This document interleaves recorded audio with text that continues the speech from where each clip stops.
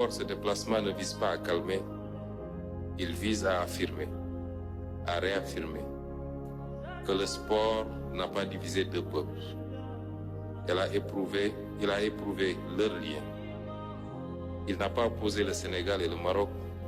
Il a mis à l'épreuve l'intensité de deux passions nationales dans un espace commun. Les dérapages observés ici ou là ne doivent être ni niés, ni dramatisés.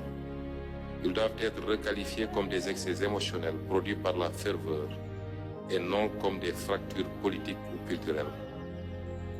Car le sport, si passionnant et si passionné soit-il, est trop fluide à résumer les relations entre les deux nations, comme vous l'avez rappelé tantôt, Monsieur le Premier ministre, et entre les deux États. Relations faites de l'ancienneté des liens humains, spirituels, économiques et culturels, que vous avez rappelé tantôt. De la circulation historique des personnes, des savoirs, des confréries, des étudiants, des entrepreneurs. De la confiance politique, bâtie dans la durée, au-delà des alternances et des conjonctures. Un lien entre État et peuple qui survit aux événements parce qu'il est enraciné dans l'histoire partagée. Ce voyage donc, Excellence Monsieur le Premier ministre, sous le sceau de la 15e session de la commission mixte, n'est pas un voyage d'apaisement. Est-ce d'ailleurs réellement nécessaire si l'amitié sénégalo-marocaine est ce qu'il se dit?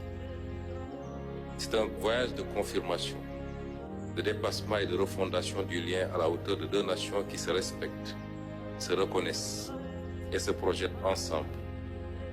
Plus que de clore un incident, nos travaux doivent sceller un avenir commun et réaffirmer que l'amitié sénégalo-marocaine est plus forte que les émotions, que deux peuples frères peuvent traverser l'intensité sans se diviser, que leur avenir commun est appelé à être plus dense, plus structuré et plus ambitieux.